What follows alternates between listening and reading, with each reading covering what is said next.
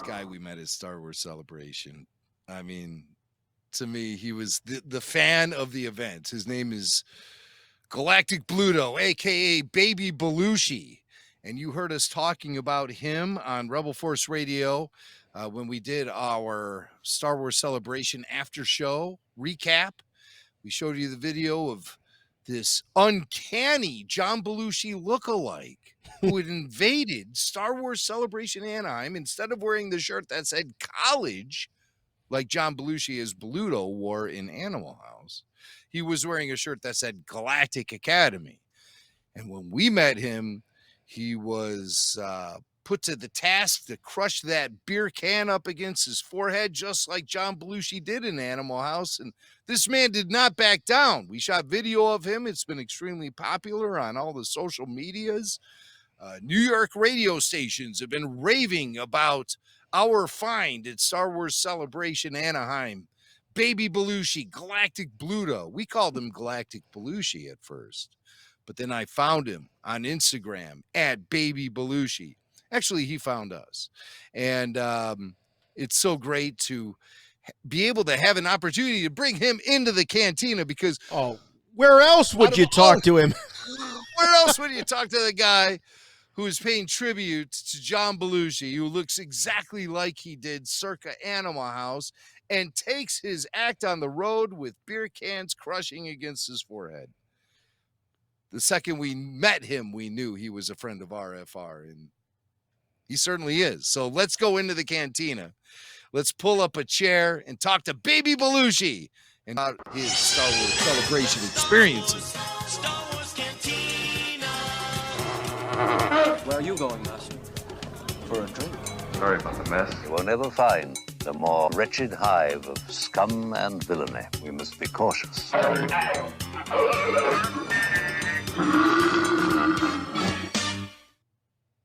And here he is right now, Rebel Force Radio's own Baby Belushi, joining us for the first time properly on Rebel Force Radio. Welcome, buddy. Good to see you. Chut, fellas. Chut. Oh, it's really good to see you guys. Yeah, man. I just had a blast out in Anaheim and it looked like you were having a good time. I mean, and this is not a coincidence. Like you resembling the late great John Belushi, which absolutely floored all of us, but particularly Jim's brother Billy Mack, who's such a fan of John Belushi, growing up in the same area and all of that. So he was just like on Star Wars overload, and then here comes Belushi, and worlds were colliding. But like, how did you cultivate this? Obviously, you're a fan. It's a Carrie Fisher multiverse. It was. But how did you cultivate this thing? Man, I've always looked like Belushi. It's funny because you could gauge people's ages by people who are like, "Hey, fuck, it's Belushi," or "Hey, it's Bobby Moynihan." Right. Right. I mean? You approached me on the convention floor earlier in the day, and when you walked up, you were with some of your buddies. I was like, "Oh my God, it's Bobby Moynihan! What the hell?" Well, that's what some people, dude. I like. You were saying, like a recent episode of your show, that you get confused for Jeffrey Dean Morgan a lot, right? That happened once, maybe twice. I thought it was like everywhere you go, like you. No, I wish it was. Maybe people are thinking it, but no.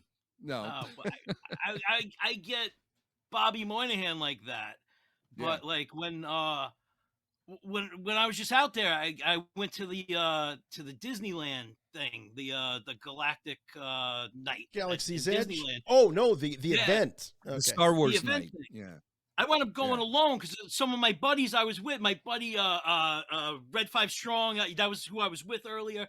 He got sick. I wound up going all by myself. I was like, this is crazy, which was weird because I got to sit on rides by myself, and you could see other families like sometimes it'll be like they could sit in the cart and fit with me, but they looked at me and they were like, "No, we'll take the next one."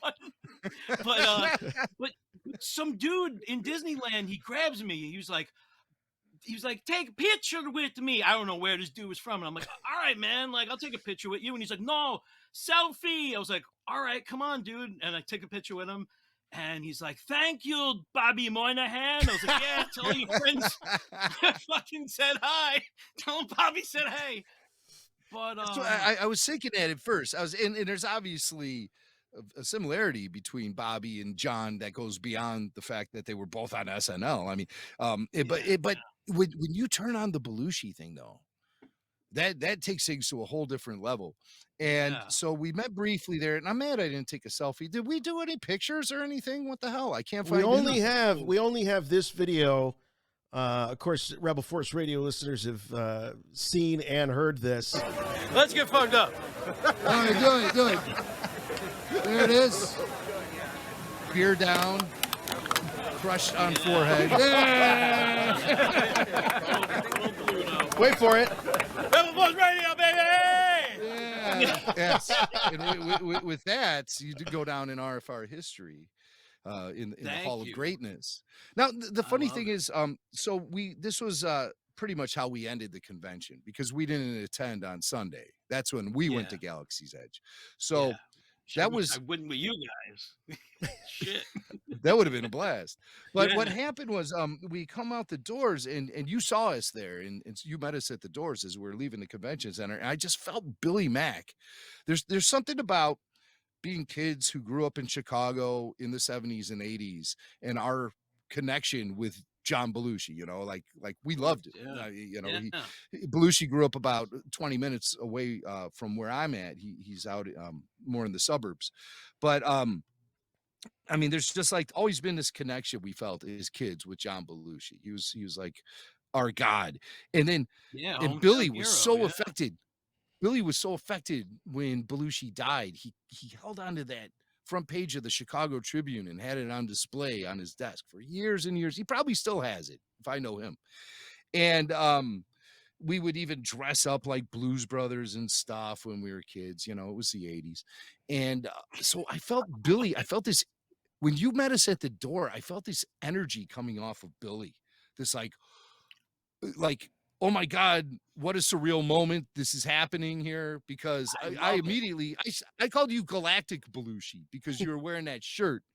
What did that shirt say? Well, Imperial Academy instead of college. But sometimes I'll go around as either I call it Galactic Pluto or Space Jake. It depends what city I'm in. And I tell you real quick, I feel that energy off of people. It's so fucking weird. And it's great. And I try to bring it back and I'm like, it's a positive thing. You feel positivity and people go, "You look great." And I always just go, I don't even say thanks. I go, "No, you look great. Get out of my fucking face." And they're like, "Oh," but like this all actually started. Like I've always looked like John Belushi. I've always been doing comedy. It's just a thing, but I never really embraced it until kind of recently. I did there was this crew I was friends with called the Minions of Gozer. I'm a big Ghostbusters guy too. They would do like a Ghostbusters shadow cast, like a Rocky Horror Picture Show. And I kind of like linked up with them and I would like open their show, do like a little like loose kind of like stand-up thing, and then me and the guy who plays Venkman would do a Blues Brother. We would do Soul Man. And it was loved. It was cool. I have friends that do like a annual toga party. Sometimes I'll go as like Bluto, but it didn't really become like a thing to do at like a celebration until Chicago 2019. I was like, you know what, man? I was like, I never dress. I'm not a guy who dresses up at a convention. Like it's not really like my thing. Right. But I was like, dude, I'm going to Chicago. I was like, I have my Blues Brothers suit. I could just throw on a Star Wars tie and go as Space Jake. And it fucking hit, man. I don't know. I don't think I saw you guys out there. The last time I saw you guys was Anaheim 2015. I was actually at your party, but I was fucked up. Oh, you were at the bash. Yeah, I didn't know you went to the bash. Oh man, too bad we didn't know you. 2015 in Anaheim. That was 2015. 2015. Oh, okay. Yeah, not at this past bash, not at the rooftop bash. It's 2015. No. That Anaheim one was a pretty damn good one, like I thought. Tarkin. Yeah, so that's me. That's a picture of me dressed as Jake with some random chick dressed like Stay Puft Marshmallow chick, and those are my sons. Oh, they look That's great. Wesley and Wyatt. Thank you. Yeah, Wesley's dressed as Ray Stantz, and Wyatt's dressed as Elwood. I'm dressed like Jake. That was the day we met Aykroyd together. We went to like Wow. one of his fucking vodka signings. Yeah, yeah, right. And Right, yeah. it blew How his does mind. he It was actually react when he sees you? well, that was the second time I met him. I don't know if he remembered me, but he gets blown away. But the first time he was sitting there and he was just sitting there signing the autographs, you know, as these guys do at these things. Yeah. And when he saw me, he stood up and he didn't stand up for anybody. He goes, "You look like a very old friend of mine." Like I was like, "Thank you." And like we hugged and took a picture. And at the time, my dad, who's not around anymore, but he was there with me that day, and he had the shakiest hands in the biz because it's like the most blurry photo that could have been the best. Oh. But I still love the picture because it's like, Yeah, you your know, dad my took dope it and you've dad- got that great memory. Wow. You know, with the technology, they could probably clean that up nowadays, you know. and Maybe, actually that would find be- the image yeah. in there. I don't know. I Yeah. keep seeing stuff online all the time about photos that were touched up that were completely terrible to begin with. So, hey, you Oh, never know. yeah. They Well, I might find the have the more- pixels in there. I have the more recent one of me actually dressed like Jake with him, which is like, oh, cool. We actually, Jim Oh, and good. and Dan just hit my town. I'm out here on Staten Island, New York. Okay. And you know, home of the Jersey Shore. I was thinking more that Pete Davidson film a few years ago, The King of Staten Island. King of Staten Island. Yeah, yeah, yeah. Actually, yeah, I was yeah. not a Pete Davidson fan, but then I saw that movie and I was like, damn, that's a pretty damn good movie. I thought it was really Yeah. good. Yeah. Oh, excuse me. Oh, yeah. Pluto is Yeah. here, ladies and gentlemen. Galactic Pluto is in the house. But Lest we yeah, You forget- can Oh, there follow. you You are. can follow Chris, by the way, at Baby Belushi on Instagram. yeah, And here, of course, here you are as the Samurai. samurai. yeah. I had to Really, do it. really That was a uncanny. Halloween. See, that was Chicago. That was 2019. Okay, there you are. And you That got was- the he is Star just- Wars tie. There's Galactic. Yeah, Jake. yeah. We're going was like, through you the know what? pictures here on Instagram here at Baby Belushi on Instagram. Toga. Oh, there you were in the Toga. toga. Toga. Well, I you called cover one of all the my friends' Belushi parties. bases. That's me actually sleeping. Somebody took a picture of me out cold on a curb with a beer still in my hand. Like whatever time in the morning they found me. Wow. That's Oh, that's you? just me smoking a doober. Yeah, that's me. But I mean, you look, God, you look so much like John in that picture. It's That is weird. That is uncanny. As my friend from WRAT in New York, Eastside Dave, friend of Rebel Yeah, Force Eastside Radio, Dave, yep. he caught the video we posted, and you got a headline on the WART 95.9 website: uncanny love it. John Belushi lookalike seen at Star Wars Celebration pounding a beer. Boy, Eastside Dave really knows how to write those headlines, doesn't he? And he writes, he writes, was it over when the Galactic Empire bombed Pearl Harbor? Hell no. I got to give credit to the podcast Rebel Force Radio for capturing this awesome lunatic at Star Wars Celebration recently, and even has an Imperial Academy sweatshirt on, replacing Belushi's iconic college sweatshirt from the movie. So I would love it if you, me, Swank, and Eastside Dave got together in Manhattan sometime and partied fuck up, yeah. man. Yeah, That would be a without ball. I doubt, mean, man. we should do a live show would from be fun. New York. Oh, the day Arf, job arf. sends me out there once in a while. So Yes. that's- Yeah. Yeah, So I'm banking on that. Yeah. yeah, we could yeah. stay Hit a me couple up. extra days. Yeah. There's a real Party good, with real good Baby So- Belushi and Eastside Dave. It'd Chris, be a dream come true. I'm interested. Yeah. You said that it was something that you didn't embrace right away, but later you did. So does that mean that you weren't always a Belushi fan? You knew there was resemblance, and sometimes when you yeah. resemble a celebrity, it doesn't. Sometimes it's a compliment, sometimes it's not. But this is a guy that is so beloved across multiple generations now. But there was a time where you weren't all that into it. No, not that much. So it just I just didn't embrace the idea of like a cosplay or dressing up as somebody. You know what I mean? Like to me, it just like didn't really. I don't know. It didn't really seem like just something to do. I don't know. Just didn't really pop into my Yeah, but as a guy fear who's of worked in it. comedy as a comedian, was it a benefit to resemble such a legendary comic, or Yeah, was it? without a doubt. Without Okay. a doubt. It definitely got me, into different places and stuff. So Definitely. And I kind of have that type of personality too. So when did the except I don't light do hard bulb drugs. when did the light bulb turn on and you said, "Hey, this is something I could cultivate and have a good time with"? Uh Probably college. Imperial Academy, you mean?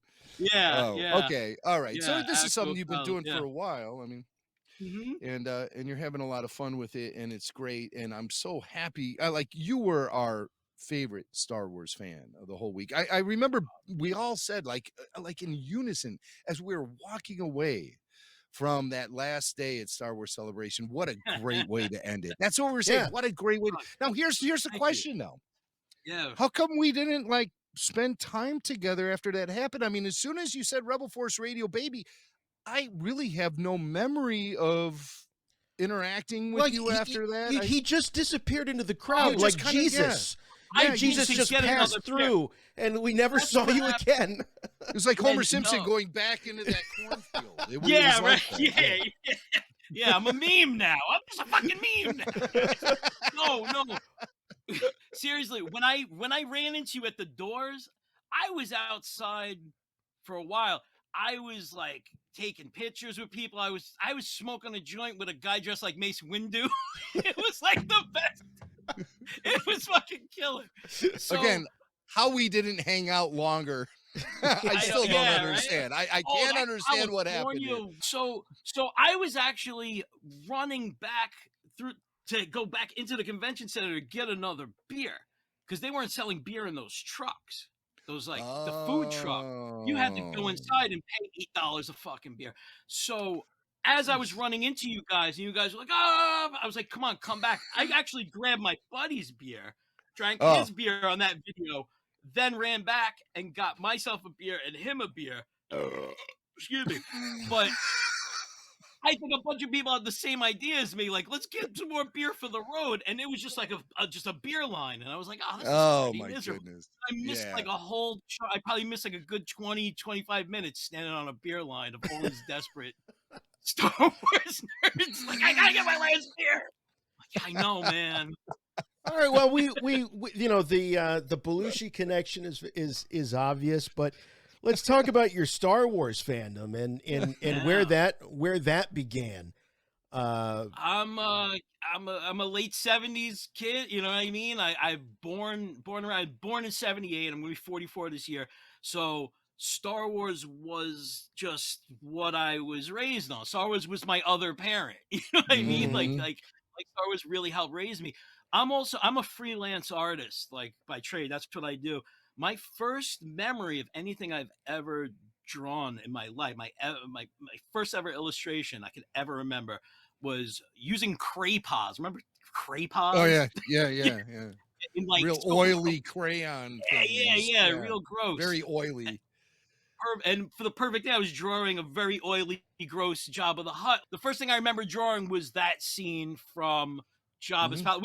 My favorite Star Wars scene of all is that whole Jabba sequence. I don't know Jabba. what really tickled my tits. as Well, a I kid. think I'll tell you what, Chris. I was born right around the same. So I was born in August of '77, and so I'm sort of the Return of the Jedi kid. I mean, I have vague Mhm. memories of That's- Empire. yeah, So for Yes. us, that Jabba's palace, that's our cantina. word exactly. I'm lopty neck all the way. Yes. Jason. Like I just don't give me anything else. I don't give me Jedi rocks. Nothing. Fucking Boba Fett flirting with chicks. I don't. Just give me lopty neck. Give me that greasy Muppet Star Wars. Open. we have the Jabba's palace, which is our cantina. And honestly, for us, I think the Star Destroyer flying overhead is Vader's entrance in Return of the Jedi when that landing ramp comes down and the steam and Vader comes out. As a 6-year-old, that was unforgettable. Yes, 1000%. And that voice that just boomed over Yeah. the speakers in the theater. I can still feel it. It's So I so really good. enjoy Yeah, and I really is it enjoy hearing the stories of you guys who are, kind of the next wave of Star Wars fans compared to, crusty old me born in the 60s. And I grew up, with Star Wars. Star Wars was designed for me. I mean, it was targeted toward young boys, families, of course, but yeah. really young boys aged 8 to 12 were firmly in the crosshair of George Lucas and Yeah. Star Wars Yeah. in general, and it had a Yeah. massive impact on me. I And just got so it down the I love line. I wound hearing. up getting He-Man. Like that was the Well, same see, thing, yeah, just the filtered He-Man into thing, man. something else. I Yeah. did. He-Man is about when I checked out of childhood altogether. Um, I remember watching the first season of He-Man. I actually did watch that, but that's as Yeah. far as I never made it to Transformers. By that point in time, I had checked That at out, least and it had was a all plot about. line. He-Man was just like goofball, like just stupid. Transformers at least Well, had a plot line. It went somewhere. They put out a movie that was kind of I'm not relevant to comparing people's the two. time. I'm just saying. Yeah. I'm just saying. I saw some of this shit, and what do you other think? I What do you didn't. think we are, Chris? A couple of nerds? What do you think we talk about this No, stuff? heaven forbid. But Fuck out of here. nerdy stuff is kid stuff. And Yeah. there's nothing wrong with staying connected with your youth. As a matter of fact, I think it's the most damn healthy thing you can do. But it does represent our youth because of all the platforms, comic books, animation, action figures, and all this stuff. I mean, it was originally designed for kids. Now we grew up. We are part of the youth culture, the youth generation that brought all this stuff into adulthood with us. And I think we're aging really, really well. And that's a result of us being connected to our youth, but it's still part of being a kid. And as you start to grow older, you separate yourself from all of that stuff because you want to prove yourself as an adult. And so that's what I mean when I was shifting away from that stuff, He-Man, Transformers, and stuff. That was all coming up at a time when I was going into high school, and it was all about That's cars girls. and Yeah, music. partying and everything. Yeah, And so that's it. and so I separated myself from that. It was around my junior year in high school when I said, well, the Star Wars thing, I spent a lot of time working on this throughout the 70s and 80s. This is something I really need to dive back into and bring into adulthood with me. That was always the plan, Mhm. When I was a kid, I knew I was going to be an adult Star Wars fan, which is weird. Yeah. I was a kid of the 70s and I Yeah. knew I was going to be an adult Star Wars fan. But yet, after Empire and Jedi came and went, and it's 1983, 84, 85, to me Star Wars was as dead as a doornail. There was no pulse there, but you guys who came up after me, the kids who were We had born an in the mid Ewok 70s. cartoon and what Well, movie not with even Wilford that. Brimley? Let's not water down what I'm trying to say here. I'm saying the original trilogy had this I know. energy and this pulse and this power that me, even as the most hardcore Star Wars fan growing up, target audience, Star Wars kid, by the time I was starting to segue into adulthood, I wasn't thinking about it anymore because it wasn't there. It wasn't present for me. It wasn't presenting me with any fresh new material. And then I hear from you, Chris, and Swank for years. You guys are telling me how during those years, that's like, you guys were being like injected with Star Wars. You were Yeah. being infused with it. And I didn't Yeah. know any of this stuff was happening. I didn't think there was any pulse to Star Wars during that time. And I love hearing these stories. Yeah, I was playing with my Star Wars action figures into the early '90s. I still was as a kid, and then and then it just became kind of obvious that it appeared obvious at the time that it wasn't coming back. Well, And Yeah. you know what ignited me kind of was yeah, like I guess it was a period you fall out of it because there's nothing new, like you just saying, like the late '80s kind of, and then those Timothy Zahn books hit. I remember I was in high school, and I went to high school in Manhattan. From Staten Island, I would have the worst commute ever. It was a bus to a train to a boat to a subway to walking. It was like planes, trains, and fucking automobiles to get to school every day. It was out of control. And those Timothy Zahn books just boom, they hit me. Like I started reading those then, and then I started buying the Indiana Jones books. Like Paralette Delphi, all these like weird, like all these stupid Indiana Jones, like just to initiate something Lucasy, like give it to me, give me something Lucas. But that kind of kicked it back up for me, and then like Shadows of the Empire started happening. Kenner was putting out toys again. You're like, whoa, what's going on? You know, video games are popping up here, and then all of a sudden the special editions, and then you hear about moon movies, and then boom, it was right back into me. It was like just mainlined right back into me. Yeah. I remember all of those feels, especially with the Timothy Zahn book. Yeah. Because and the that Dark was Horse the big comic, all that. Oh, Dark Horse. You know, all of these little things. I mean, to me, there is important milestones to my fandom is any film release or anything like that. It's like, wow, I remember where I was when I first found the Dark Horse Star Wars comics. I remember where I was when I first bought Heir to the Empire. I walked into Crown Books like thinking it was some obscure publication no one would ever excuse me, sir. I found myself saying to the clerk, excuse me, sir. There is a novel out entitled, it's by Mr. Timothy Zahn. It's entitled Heir to the Empire. Have you heard of it? He's like, the new Star Wars book? And he points at the best. He points at the bestseller wall, and there's a whole row of them up on the wall. Yeah. Yeah, that's when you realize that you were not alone. Yeah, there were others I felt you. very alone. In the early 90s, it was a lonely feeling being a Star Wars fan. We were so starved. It's weird. I tell my kids, I'm like, you know, like you walk into Target and there's Star Wars t-shirts all over the place. I'm like, I remember like you would never, you'd see maybe a guy in a comic shop wearing a Star Wars t-shirt and you'd nod at him and he'd nod at you. And that, you know, it was like a secret club. A secret society. Yeah. Now there's Star Wars shirts everywhere. I mean, I can't walk out of my house without seeing someone wearing a Star Wars shirt. And I refrain from saying to myself, like, Star Wars and giving a thumbs up. Sometimes it happens, sometimes it doesn't. But I want to do it all the time. Yeah, how could you not? You know, that's the secret society part. Yeah. Yeah. It's a beautiful thing. It's Star Wars. It's just well, Chris, we're about to, once again, Baby Belushi on Instagram. And so please follow him. The photos, if you go through, you're just going to be blown away because every one, it's like gets closer and closer to the real thing. But you're also, in addition to looking like John Belushi, you have a great personality of your own. You got a great passion and love for Star Wars. But I think we're gonna put it to the test here. Are you ready for this? I don't know if Mac tipped you off on this, but we have a little something that we do, and I got to tell you, this is kind of an honor because we don't just do it for any guest. You have to really, no, seriously, you really got to kind of prove yourself to us here at RFR. It's this thing we call the Yoda questionnaire. That's right, the Yoda questionnaire. Right. These are questions that were provided to us by the Venerable Jedi Master himself via fax. All the way. You ever hear of Richard Dagobah. Cheese there? Yeah, I know. I've heard of Richard Cheese. Yeah, of course. That was Richard doing the. Play it again, Jason. Oh, get out of here! Really? The Yoda questionnaire. Beautiful. The one and only. That's a beautiful thing. Yeah, talented dude. Very inspirational. Very inspirational. Yeah. All right, so we're gonna put you in the hot seat, okay?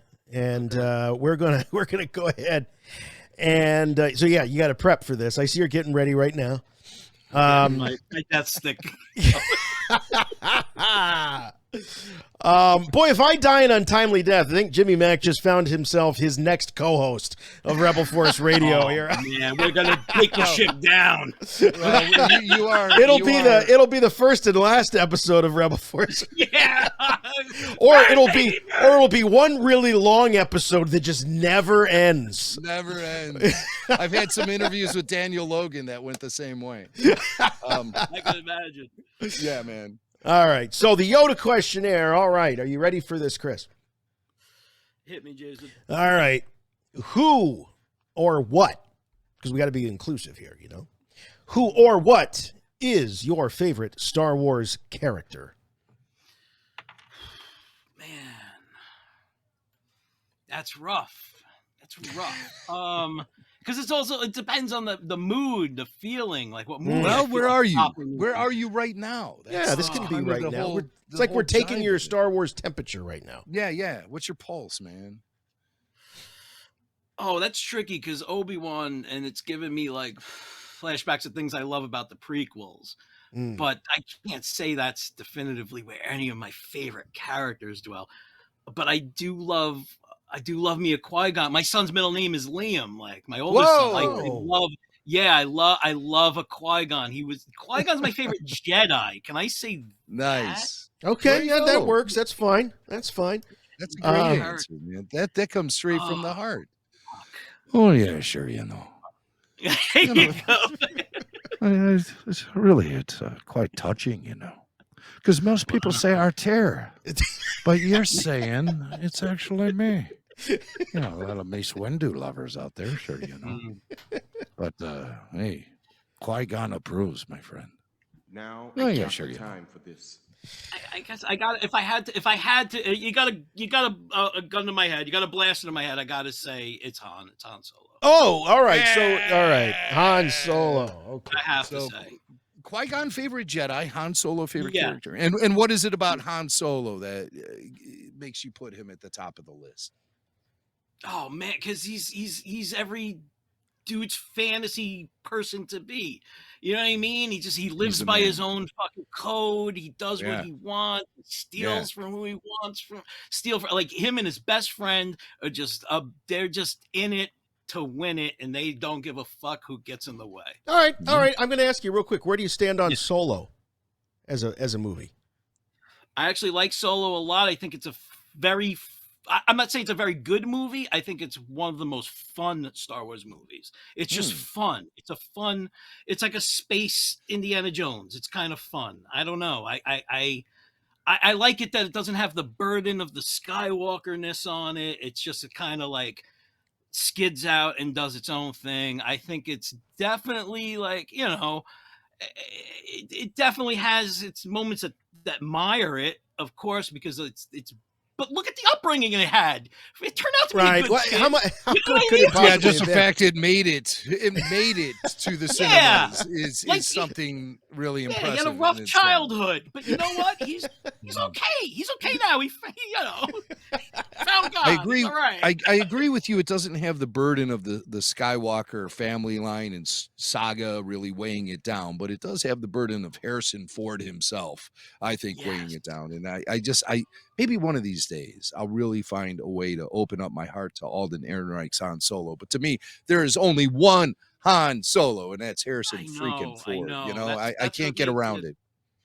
All right, Chris. We've been to the light side. We're gonna have to get it a little bit dark in here, okay? So I will ask you, who or what is your least favorite Star Wars character? Your least favorite, one you'd never care to see again. DJ. Yeah. Give me the fucking keys, fucking cocksucker. He's like the same character. Like, I don't need it. I don't want it. He's just Benicio del Toro doing something weird with his voice. The thing that kills me about him is that, you know, he's one of those real methody type actors, and he couldn't just get on the screen and do Benicio del Toro. He's like, no, this guy's got to have a thing. He's got to have something, you know. It's like when Brando shoved the cotton in his cheeks. You know, he's like, just get up. So I think that was sort of like his Brando moment. He was really gonna make this character his own, but it just got in the way. His performance in playing the lawyer, what the hell's his name? Oscar Zeta Costa in the he's a phenomenal actor. I can't think of the goddamn movie. Fear and Loathing in Las Vegas, the Hunter S. Thompson movie. Yeah. His performance is out of control. You ever see that movie?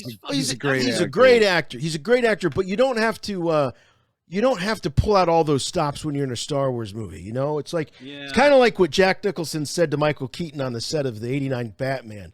He said, "Kid, just let the makeup do the acting."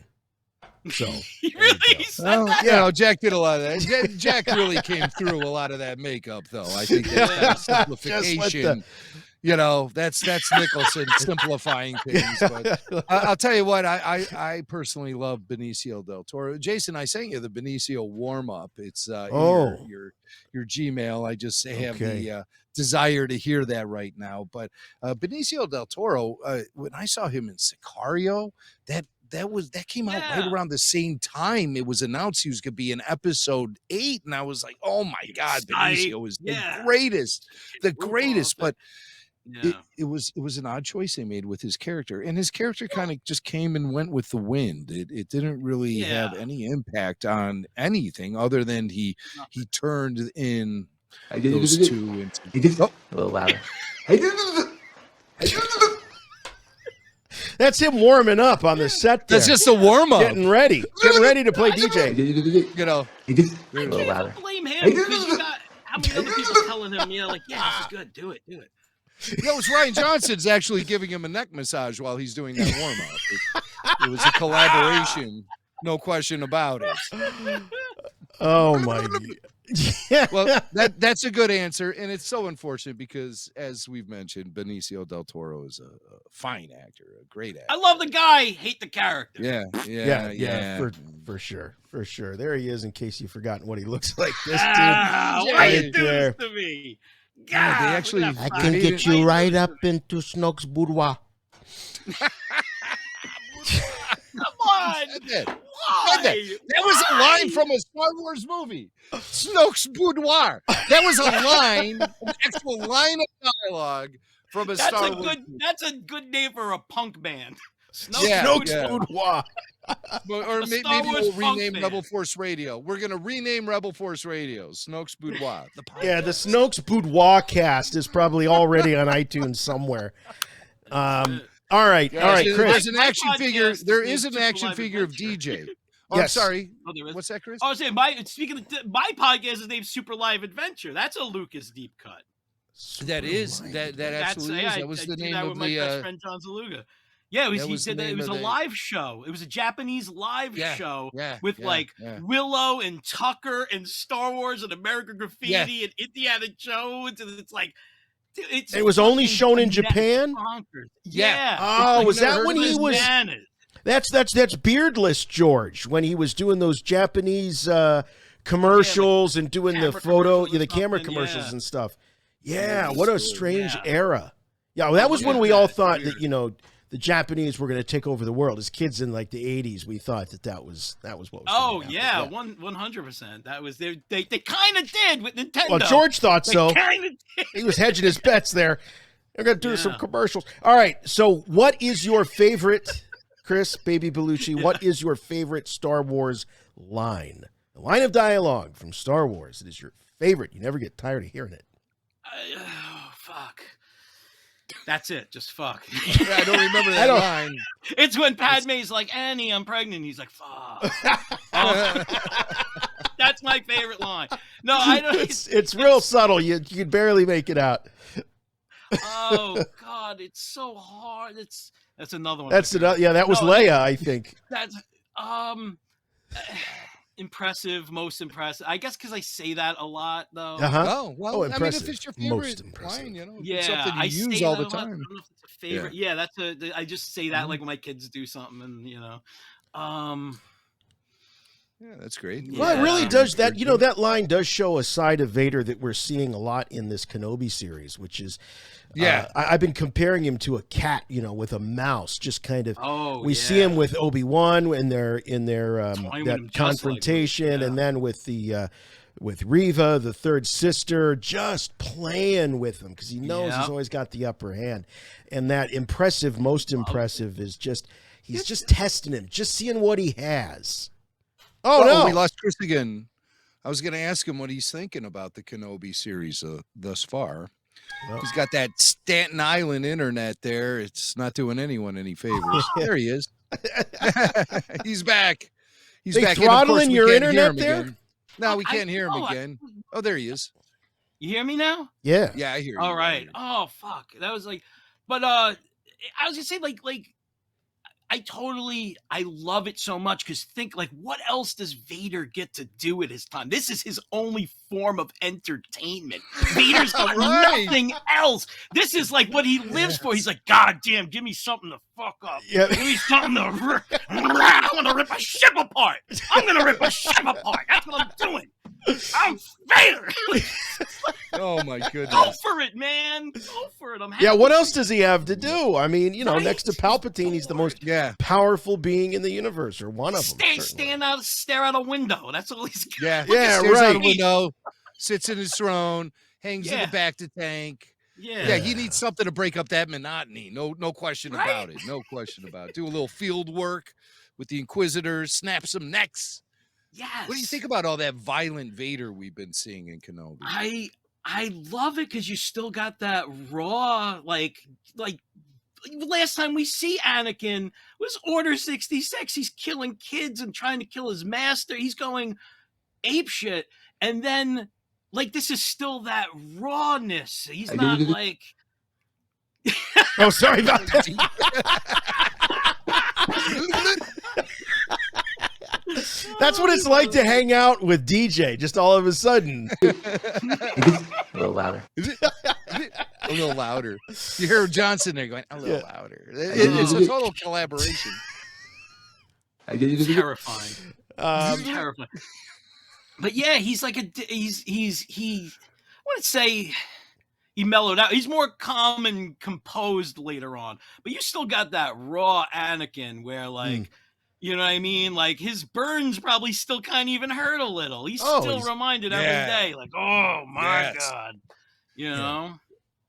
It was said in the past that the Vader armor does provide a certain amount of uncomfortable pain just putting it on. Yeah, that was in the book. I remember that. Like, like when it came on, it like had like needle pinchers kind of almost poking into his face, and it talked about how clumsy he walked around. He was almost like a Frankenstein, like walking around in the thing, like right. Yeah, I and remember you that actually book. see That in was the Kenobi, Lucino book, right? Yeah, you see that chest plate is got needles or some sort of implants and tubes and spikes, and it gets pushed into his chest every time.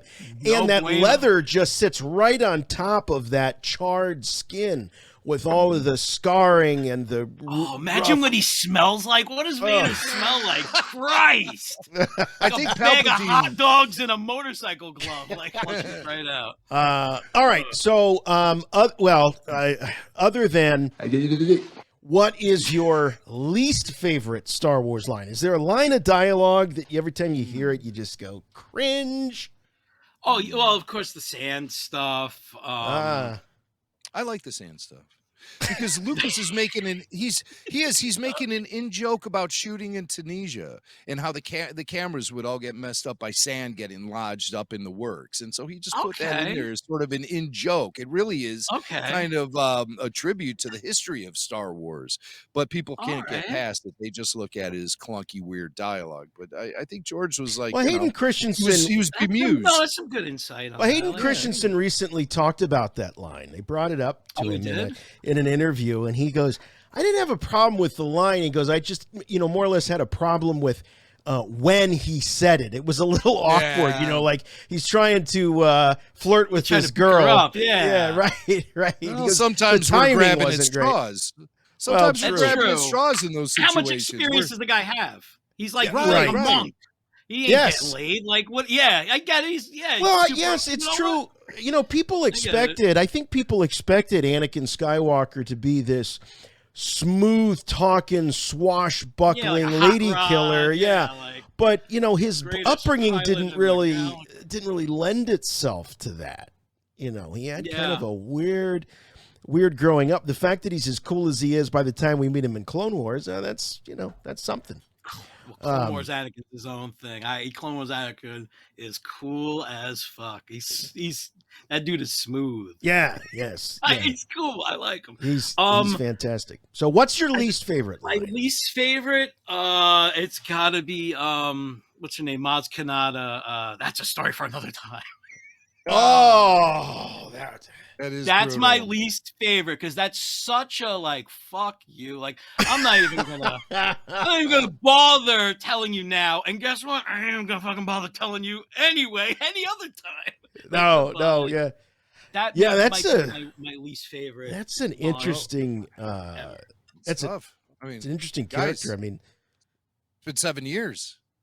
It's been 7 years since The Force Awakens. Yeah. And we still have nothing. Nothing from Maz Kanata about how she acquired Luke's lightsaber. I mean, come on. Well, you could drive a Star Destroyer through the plot holes of the sequel trilogy. I mean, I hope the streaming series at some point does address that. The Maz Kanata streaming series. Well, here's a question. Just any streaming series. God forbid. No, we I get know. a Here's a question for you guys. Like Space Years, like she runs it like it's like a comedy in a bar. I would love that. I would love a variety show. A variety, the holiday special, right? It would be the vein of the fantastic. holiday special, exactly. So, but here's a question when we talk about the sequel trilogy. I mean, a lot of people compare the reaction to the sequel trilogy to the reaction to the prequel trilogy, and here we are with Kenobi, and we're so nostalgic for it. Do you guys think that the sequel trilogy will eventually have a nostalgia wave, and people will be talk about that, giving standing ovations to Daisy Ridley and John Boyega at Star Wars Celebration, 2032? I would have never said yes until I guess Celebration Chicago, the love that Ahmed Best got. I would have never said yes until I saw that, and I was like, people are like fucking going nuts for Jar Jar Binks right now. This is crazy. I was like, I never thought I'd see that in my lifetime. Yeah, well, obviously we've seen a lot of prequel love reveal itself over the last few years, and it was that times 20 in Anaheim. I felt I was at the Kenobi world premiere, and I noted that when DJ Elliott was shouting out at the crowd, "What's your favorite?" The original trilogy, place went nuts. Prequel trilogy, I noted a louder reception. Sequel trilogy, a little more toned down. But I was thinking about this recently, and for the longest time, I was like, nobody's going to have nostalgia for the sequel trilogy like they do for the original and the prequels, because it just seems all so slapped together. It lacks the integrity of George Lucas's guiding hand. It appears to have shattered the fan base to the core, where nobody is in any agreement on it. At least in the day, there used to be prequel haters and prequel lovers. Now it's like it's such a thing with the sequels. But I was thinking about all of this, and the thing that really made me say, wait, there is going to be sequel trilogy nostalgia. You know how I know? Is because I was standing at my door on October 31st for a number of years when little kids marched up dressed as Rey, dressed as Kylo Ren, dressed as Captain Phasma. All of those kids. I mean, that's a moment, you never forget things like Halloweens from your childhood. And that fuels so much nostalgia that, I mean, all those kids who are dressing up are going to come back around and tell us how great the sequel trilogy is. And then there's going to be occurrences where there'll be additions to the mythology that bolster the status of the sequel trilogy, much like the way the Clone Wars bolstered the status of the prequel trilogy. Yeah, and there's always a gateway into Star Wars for somebody, and for a lot of kids, it's gonna be that sequel trilogy, and they may go on to be like, "Oh, the other stuff is so much better," but they will always have that like first love. You always got your first love. You never give up, and it's not necessarily your best love. Right? No, it's not always your best love, but it's your first love's love. never your best love. Never. Yeah. But Jim, that's a great point you bring up about the Halloween and the costumes, because if you loved a character enough to dress up like him, chances are it made a huge impression on you. And let's not forget, guys, that when before The Mandalorian appeared, or actually premiered, we'd heard that it was going to lay track to show how the First Order began. It was going to really explore the origins of the First Order. So far, we haven't really seen it. There's been perhaps hints, there's you a know, lot of with the hints, yeah. clones and things like Yeah. that, and but it hasn't been overt. They haven't hit us over the head with it. But one last question for you, Chris, to round out the Yes, Yoda sir. questionnaire, which, you know, and I'll say you're always welcome back here on Rebel Force Radio. But one last question to fill out this is if there was a new Star Wars movie to be made Mm-hmm. and you were cast in it and George Lucas was directing, Yeah. what would you like to hear the maker say to you as he hollers, cut on your last scene? Faster, more intense. I don't think that's possible for a guy like Yeah. you. Maybe the faster part, certainly not more intense. I'm surprised your answer, Chris, wasn't we're on a mission from God. or even better, over? Did you say Say over? Nothing is over until we decide it is. Yeah. Oh man! Well, you've proven to be exactly what we'd hoped. So thank you very much for hanging with us. No, Yeah. I am really happy, Chris. You came up to me on the show floor, and then we got to bump into you on that Saturday night leaving, and you really put your money where your mouth is. I was half joking when I said, "Why don't you go grab a beer can and crush it on your head?" And off you went, man. A man on let's a do it. mission. You know, this was a Jedi going through the trials right in front of us, and it was Yeah. very exciting. And we're definitely going to have to spend more quality time together in the future because, as far as I'm concerned, you, sir, are a member of the RFR family. As a matter of fact, you're the guy I always picture listening to the show. You know, there's always this one Yeah. guy you kind of this vague picture of who's listening to the show. Just Baby drinking beer. Belushi is that guy, man. The Where weird was thing is, he going. was picturing you before he even knew you existed. That's what's so That's crazy the truth. about it. That's it. The Force, Yeah, man. yeah, That's yeah. how it works. That's just You're how the it chosen works. one. All right, man. Well, it's been a. Oh wait, it's been before a, hey, oh wait, yeah. we can't let Chris go. Oh, we've got a number clip. one, we We've got a clip. don't we? Yes. Chris, you mentioned your artwork earlier in the show, Mm-hmm. and you've actually forged that into a career, and you work in some graphic design on television shows like Impractical Jokers. Yeah. I'm a freelance that gets to work on the show periodically, like since season 5. So like when you see like products that they're selling and stuff like that, a lot of times it's my artwork is on there. Like there's a lot of like weird little things that people love. People get in touch with me, you know, like, oh my God, you did that design. I'm like, yeah. They find out, they go to my website, pizzaplasm.com. That's my website. You can find it, you find all my artwork there.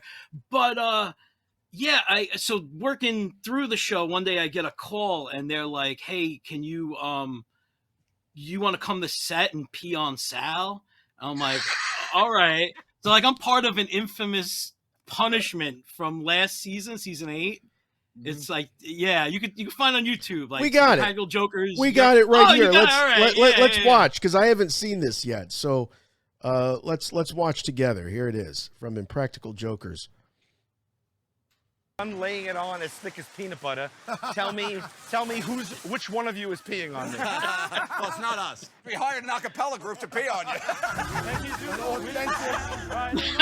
And here's Chris is walking up as part of this a cappella group. We hired I don't know. an acapella Yeah, I don't group know. to pee on you. I don't know why. There he is. Baby Belushi. Our friend Chris is in an acapella group? No, but he's the only one that would pee on you. Let's do this. I've been holding it for a while. I can't believe this. This is crazy. This is freaking insane. So there it is. He stands right next my to God. Sal. You needed help. I'm getting help. He's got his, oh, it's happening. Go down below the knee. Down below the knee. Like Belushi in Animal House in his opening scene. Below the knee. Have a beer. Yeah, it's done. What are we doing? Oh, he This keeps is a going. steady stream. Yeah, it's a steady Dude. stream. The barbershop quartet is singing.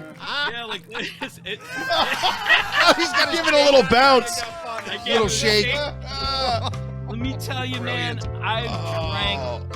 So they were trying to get somebody to actually pee on him as the punishment. He supposedly got stung by a stingray and had to get somebody to pee on him. And I was more or less like a standby, but I knew it would come down to it. So I'm hanging out. This is in Coney Island, Brooklyn, and we're at the top of a restaurant. They're filming on the beach, and there's like guys just giving me food. And they're like, "You can have whatever you want." I was like, "Anything I want?" Like, yeah. I was like, "Bring me Heinekens, 2 at a time." So I'm double fisting. I drank like 11 fucking beers, and then I grabbed Joe Gatto, and I'm like, "I gotta piss. You gotta make this happen right now." And while I'm doing that, I'm drunk and like doing my best to hold my piss in. And Like the most I've ever singing in my barbershop quartet tunes. Yeah, which I'm not even like a good singer.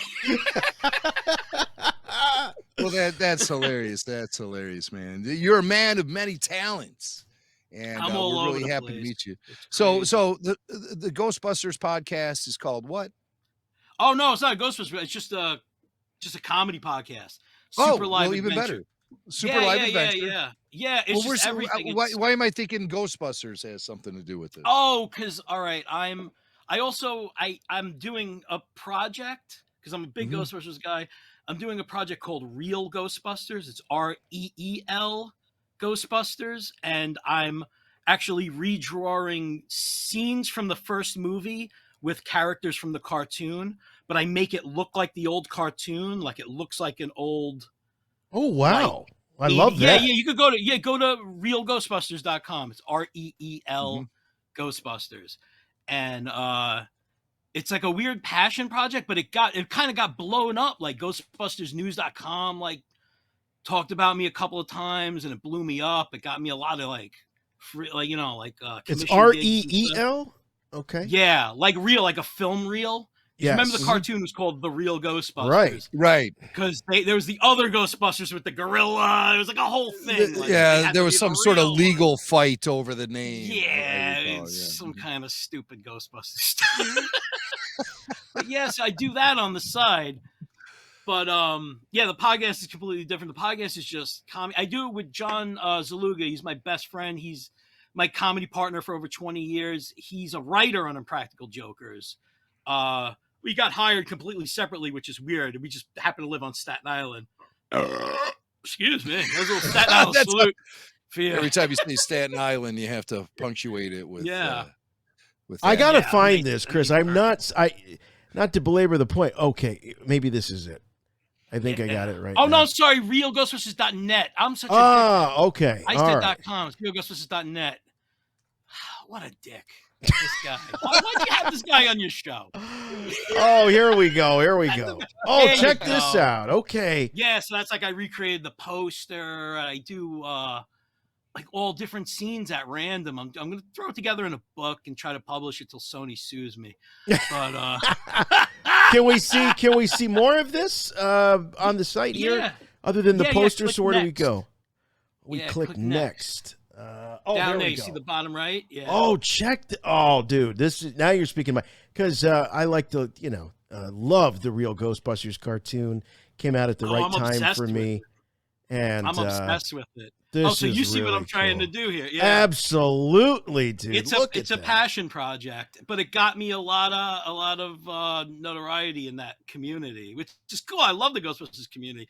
I have a proton pack. I got a flight suit. I'm a maniac person. And I got to tell you what, man, when that Garfield live action movie came out, I felt like I was the only one on the planet that recognized the fact Right? that it was the original know. voice, and his voice is escaping me. The original voice of Venkman, Lorenzo Music. Lorenzo Music from the Mary Yeah. Tyler Moore Show. I think that's Yes. what it was. He did the voice of Garfield the cat forever. And then he passed away. He also did the voice of. He was the original voice of Venkman on the Real Peter Ghostbusters. Venkman in the first 2 seasons, and then Dave Coulier. Dave Coulier replaced became the him, voice. and And he I was always just thought it was doing a like big a Bill Murray shame. impression. Yeah, he did He was kind like of. a Carl Spackler. Right, it was. Oh my God, And I had no really loved idea. the Lorenzo Music version. To be honest with He you, was that's what I perfect. loved. He's so And laid back and like he's Was he the so, sleepy like, voice perfect. guy? the sleepy voice Yes, guy. the sleepy Oh voice yeah, guy. yeah. But Yeah, so when it came yeah. time to do that Garfield movie, when they Yeah. chose Bill Murray, I like jumped out of my skin. I just thought, oh my God, I Right? immediately thought of Real Ghostbusters. Yeah. Yeah. And the like, no, Sparks everyone Lady was like, Venkman. what are you talking about? But There's a anyway, No. that's cool. No, man. you know. Yeah, Real So- Ghostbusters, REEL, Ghostbusters.net. Check it out. It's like the original film reimagined with the style of the real Ghostbusters. Very cool stuff, man. Well, you are just full of surprises. I'm telling you, this has been a great time. If you guys ever, I know you guys have artists that work on the show, but if you ever need anything, let me know. I'd love to hook you guys up anytime. Oh, we'd love it. Anytime you are hit with inspiration. Yeah, all right. Pass it along. Pass it along. All right. I'm gonna do something cool for you guys. We would be honored, my friend. Chris Sorrentino, what a great guy. So what a fortuitous meeting we had in Anaheim. I mean, like I said, will of the force, brother. Yeah, will of the force. Will of the force. We love you, baby Belushi. We love you, Galactic Pluto. Love you too, man. All right, we'll catch you again, Chris. Thank you so much for joining us. Yeah, anytime, guys. Thank you. Take care, bud. Peace. Vader, brother. Rebel Buzz Radio, baby!